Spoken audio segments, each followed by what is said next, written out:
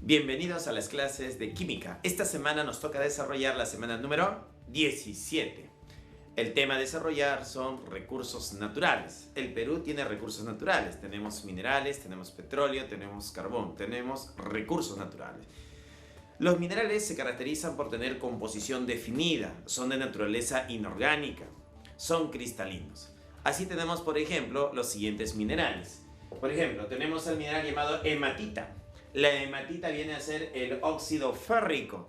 Este mineral, que es la hematita, el óxido férrico, de este mineral voy a obtener hierro, ¿no? En la industria de este mineral se obtiene ¿qué cosa? Hierro, ¿no? Calcopirita. La calcopirita es otro mineral cuya fórmula es disulfuro de cobre y hierro. De este mineral obtenemos cobre, ¿no? El objetivo es obtener cobre de este mineral. Otro mineral es la llamada esfalerita. La esfalerita o blenda es el sulfuro de zinc. Este sulfuro de zinc, de acá voy a extraer zinc. De la galena, que es el sulfuro de plomo, vamos a extraer plomo. A estos minerales, de los cuales yo extraigo un metal, también son conocidos como minerales metálicos. Escucha, minerales metálicos. Existen otros minerales considerados como minerales no metálicos. Por ejemplo, el cuarzo, que sirve de materia prima para la fabricación del vidrio, o la caliza, que tiene carbonato de calcio, y este carbonato de calcio sirve para la industria del cemento. A muy altas temperaturas el carbonato de calcio se transforma en óxido de calcio, y el óxido de calcio es el componente del cemento. Entonces, de acuerdo a su industrialización, los minerales pueden ser clasificados como minerales metálicos y minerales no metálicos. Los minerales, ¿cómo se encuentran en la corteza? Vamos a ver que los minerales se pueden encontrar en todo un cerro. Cuando el mineral se encuentra en todo un cerro se llama diseminado y la explotación es a tajo abierto.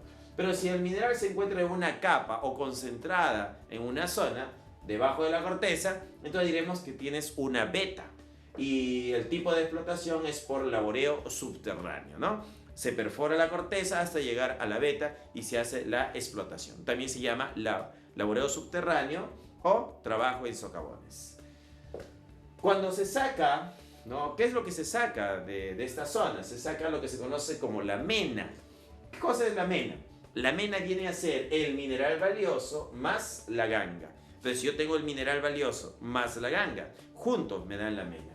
Ahora, la mena representa el 100%. El mineral valioso tiene un porcentaje, por ejemplo el 40%, y la ganga el 60%. Hay procesos llamados procesos de concentración, en la cual se busca eliminar parte de la ganga de la mena. Entonces, ¿qué va a pasar? Que la ganga, que representa el 60%, lo vamos a disminuir, por ejemplo, a un 30%. ¿No? Y el mineral valioso, que estaba al 40%, va a aumentar a un 70%. ¿Qué ha pasado acá? Un proceso de concentración de mena. La mena se ha concentrado. ¿Por qué? Porque el mineral valioso ha aumentado su concentración. Procesos metalúrgicos. Tenemos los siguientes procesos metalúrgicos. La metalurgia del hierro, también conocida con el nombre de siderurgia. Para este proceso se trabaja con el mineral llamado hematita. Acá está la hematita. Pero hay un proceso previo, que es trabajar con el coque. El coque tiene carbono. Este carbono reacciona con el oxígeno para formar el monóxido de carbono. El monóxido de carbono producido me va a servir para capturar los oxígenos de la hematita. Entonces el monóxido de carbono captura el oxígeno de la hematita en un ambiente cerrado para formar hierro líquido más dióxido de carbono. Obviamente esto va a ocurrir en unos hornos, altos hornos, a altas temperaturas. Es por ello que el hierro está en forma líquida. Y es así como se obtiene el hierro, mediante estos dos procesos. De acá podemos rescatar que el carbono pasa de 2 a 4. El carbono se está oxidando. Y si el carbono se oxida, este compuesto viene a ser nuestro agente reductor. Entonces el monóxido de carbono representa al agente reductor. El hierro ha pasado de 3 a 0. Entonces el metal se ha obtenido por reducción. Segundo proceso, metalurgia del cobre, ¿no? Esta segunda forma, veamos acá, la metalurgia del cobre. En la metalurgia del cobre, ¿cómo obtenemos cobre?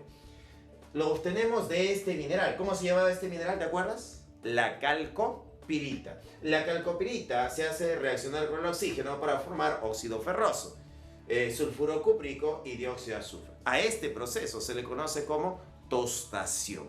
Entonces, cuando un mineral tiene azufre, lo que se recomienda es un proceso de tostación. Entonces, el mineral reacciona con el oxígeno para formar óxido ferroso, sulfuro cúprico y dióxido de azufre. Como él es un gas, se puede separar. Ahora, hay un proceso o una etapa de la formación de la llamada escoria. Tenemos aquí la caliza, que es el carbonato de calcio, con el cuarzo, que es el óxido de silicio, que va a formar un silicato de calcio. Este silicato de calcio es nuestra escoria, más dióxido de carbono. ¿Por qué es importante formar esta escoria? Es importante porque el silicato de calcio es un sólido vidrioso capaz de capturar al óxido ferroso. Lo va a absorber, lo va a comenzar a capturar, lo absorbe. Y de esa forma separa el óxido ferroso del sulfuro cúprico. Por un efecto térmico, el sulfuro cúprico se transforma en sulfuro cuproso. Y una vez que ya está como sulfuro cuproso, una aireación, una oxigenación, permite que el azufre reaccione con el oxígeno para formar dióxido de azufre y obtener de esa forma cobre líquido. Este cobre que se obtiene es un cobre impuro. Con él se fabrican electrodos de cobre impuro y se lleva posteriormente a un proceso conocido como refinación electrolítica. En este proceso se obtiene cobre de alta pureza, al 99,99% de pureza. Tercera metalurgia, la metalurgia del zinc. El mineral con el cual vamos a trabajar acá es la esfalerita oblenda. Un primer proceso es la llamada tostación. Entonces acá tenemos nuestro mineral, la esfalerita oblenda. En la tostación hacemos que el azufre reaccione con el oxígeno para formar dióxido de azufre más óxido de zinc. Un segundo proceso es la llamada lixiviación. ¿Qué cosa es lixiviar? Lixiviar es extraer de la fase sólida a la fase acuosa. Para lixiviar vamos a utilizar al ácido sulfúrico. Él es mi extractor. Va a pasar el zinc de lo que está en forma sólida a la forma acuosa como sulfato de zinc, más agua líquida. Como ya lo tengo como sulfato de zinc, ya lo puedo llevar a un proceso de refinación electrolítica o electrólisis, donde voy a obtener zinc de alta pureza, zinc al 99,99% de pureza. Ahora pasamos a la metalurgia del oro. En la metalurgia del oro podemos trabajar con cianuro de potasio. El cianuro es muy selectivo, va a capturar, va a complejar al oro. Entonces, a esta etapa, como se usa cianuro de potasio, se llama la etapa o proceso de cianuración. El oro reacciona con el cianuro de potasio, más agua, más oxígeno, para formar este complejo de oro. Este complejo es acuoso. ¿Qué ha pasado con el oro? De lo que estaba en forma sólida, lo hemos pasado a su forma acuosa. Ah, profesor, ha cambiado de un estado sólido a un estado acuoso. Claro. A eso se llama lixiviación también. Entonces, esta cianuración también podemos decir que es un proceso de lixiviación. Más 4 hidróxidos de potasio. En una segunda etapa tenemos el proceso de reducción. Claro, el oro yo lo quiero como sólido, no en forma acuosa. Entonces hay que sacarlo de este complejo, para lo cual se agrega polvo de zinc. Cuando tú agregas polvo de zinc a estos complejos de oro, el zinc ocupa el lugar del oro, hace una reacción de desplazamiento. Entonces el zinc ocupa el lugar del oro y el oro que acá está con +1 pasa a oro 0. Se reduce el oro. Es un proceso de reducción, donde el oro que está con +1 en el complejo pasa a oro 0. Y el zinc que está en 0 pasa a zinc +2 dentro del complejo. Ahora vamos a continuar con los recursos energéticos.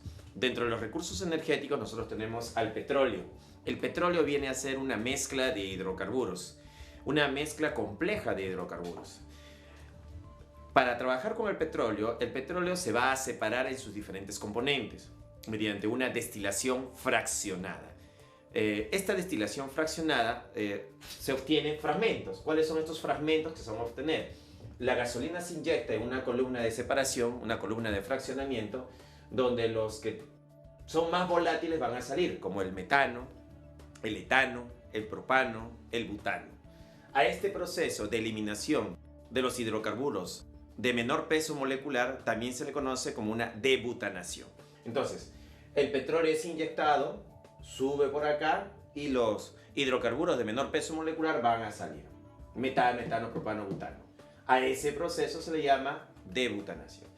Pero hay otros hidrocarburos cuyo punto de condensación o temperatura de condensación es mayor. Entonces van a salir otros fragmentos del petróleo. Por ejemplo, el éter de petróleo, la gasolina, el querosene, el aceite ligero y más fragmentos que tienen el petróleo. Ya los fragmentos que no se pueden separar queda como un residuo sólido, viscoso, que para nosotros va a ser el asfalto. De el petróleo nos interesa la gasolina. La gasolina es una mezcla de hidrocarburos que va a tener pentano, hexano, heftano, octano, nonano, decano, undecano, dodecano. Es una mezcla de varios hidrocarburos, donde la molécula más importante es el octano. Tan importante es ella que se crea el llamado número de octano o índice de octano, también conocido como el octanaje.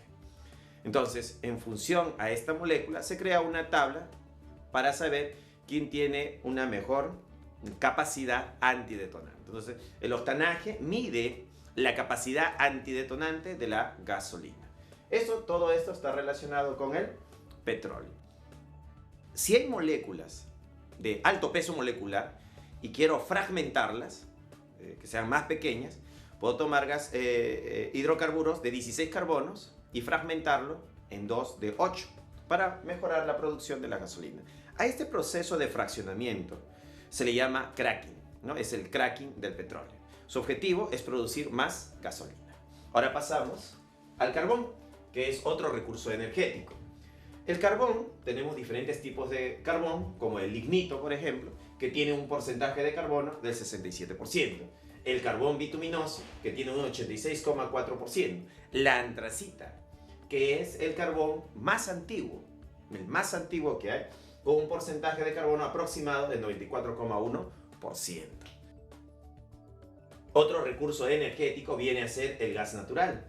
El gas natural viene a ser una mezcla de hidrocarburos, donde el principal componente viene a ser el metano.